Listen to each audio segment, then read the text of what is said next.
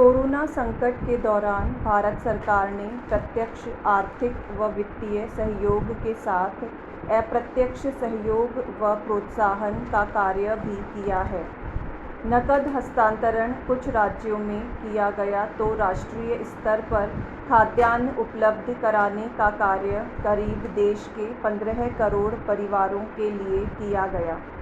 यही नहीं, देश के करीब 1 करोड़ 10 लाख कारोबारियों द्वारा सरकार द्वारा घोषित क्रेडिट गारंटी योजना के अंतर्गत 2.75 लाख करोड़ रुपए का लाभ प्राप्त किया गया है।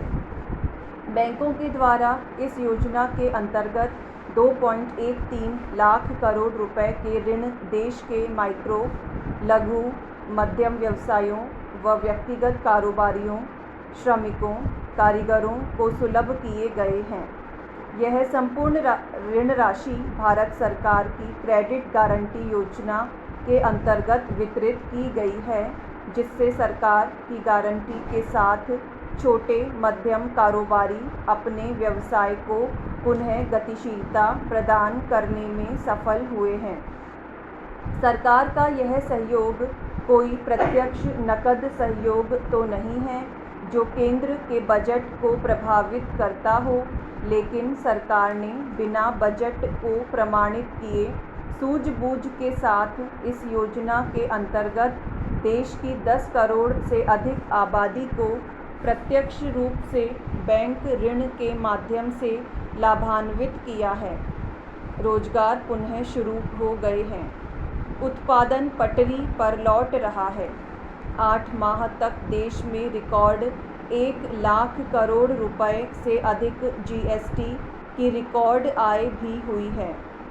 देश के निर्यात लगातार 6 माह के दौरान कठिन हालात में भी तेजी से बढ़े हैं।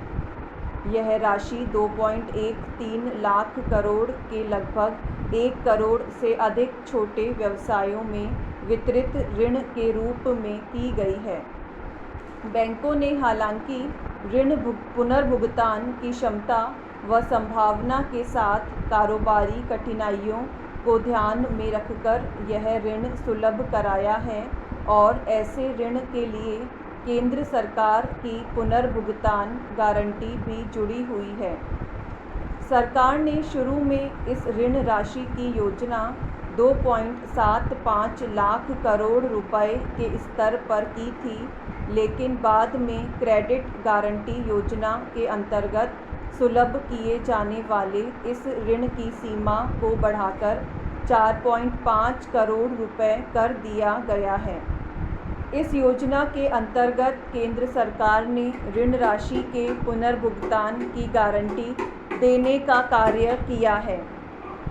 कोरोना की भयावह स्थिति के चलते बैंक भी बहुत ही सावधान हो गए थे, क्योंकि ऋण की पुनर्वसूली ही संदिग्ध नज़र आ रही थी, लेकिन सरकार की पहल पर इस ऋण का वितरण किया गया।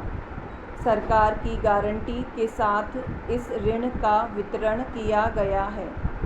भारत सरकार ने संभावित आर्थिक तनाव को कम करने के उद्देश्य से इस योजना के क्रियान्वयन को प्राथमिकता देने का कार्य किया है। यह योजना अगर प्रभाव में नहीं आती तो लाखों की संख्या में छोटे व्यवसायों का अस्तित्व ही समाप्त होने की संभावना थी और लाखों की संख्या में उद्यमी व श्रमिकों के बेरोजगार हो जाने का खतरा भी उत्पन्न हो गया था। लेकिन समय पर लिए गए इस आपातकालिक निर्णय के बहुत अच्छे परिणाम सामने आए हैं।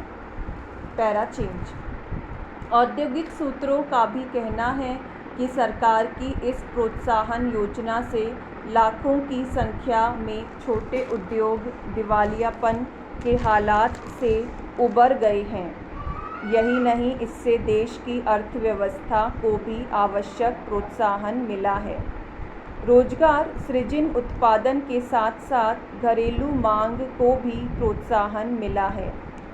बैंकों को इस योजना के अंतर्गत यही सुझाव दिया गया है कि व्यावसायिक स्तर पर उन्हें ऋण साख उपलब्ध कराने पर ध्यान केंद्रित करना चाहिए ताकि कोरोना के कारण संकट का सामना करने वाले उद्योग व छोटे व्यवसाय तात्कालिक स्तर पर वित्तीय संकट से उबर सकें और अपने व्यवसाय को पुनः शुरू कर सकें, क्योंकि कोरोना काल के दौरान छोटे व्यवसायों के लिए धन जुटाकर कारोबार को पुनः शुरू कर पाना संभव नहीं लग रहा था।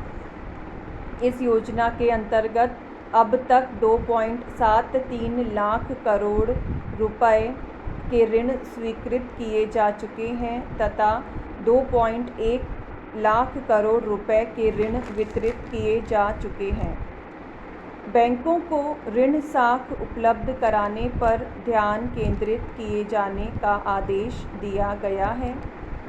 गत माह ही वित्त मंत्री ने इस योजना में 50% वृद्धि की घोषणा की थी और अब इसका आकार बढ़कर 4.5 लाख करोड़ रुपए हो गया है। पूर्व में इसकी सीमा 3 लाख करोड़ रुपए थी। अब तक निजी क्षेत्र के बैंकों द्वारा इस योजना के अंतर्गत कुल 1.08 लाख करोड़ रुपए के ऋण वितरित किए गए हैं, जबकि सार्वजनिक क्षेत्र के बैंकों के द्वारा 90,315 करोड़ रुपए तथा गैर बैंकिंग वित्तीय कंपनियों के माध्यम से 14,047 करोड़ रुपए के ऋण वितरित किए गए हैं। सरकार द्वारा उपलब्ध जानकारी के अनुसार 85% गारंटी का उपयोग माइक्रो व्यवसाय क्षेत्र के लिए ही किया गया है, जिनका कारोबार 5 करोड़ रुपए से कम है तथा निवेश 1 करोड़ रुपए से कम है। अनेक प्रकार के व्यवसायों व सेवा क्षेत्रों के द्वारा इस ऋण का उपयोग किया गया है। इस धन का उपयोग व्यवसाय को पुनः शुरू करने के उद्देश्य से किया गया है, जो कोरोना लॉकडाउन के कारण बंद हो गए थे।